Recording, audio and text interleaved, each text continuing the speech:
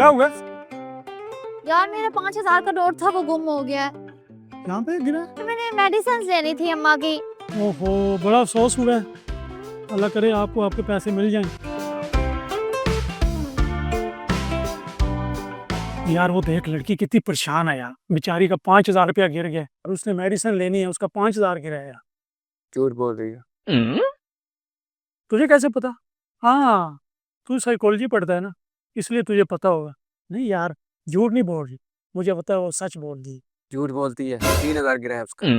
यार माना कि तू ठीक अंदाजा लगा लेता है, लेकिन नहीं यार, उसका 5,000 गिरा है। मैं कह रहा हूँ ना 3,000 गिरा है।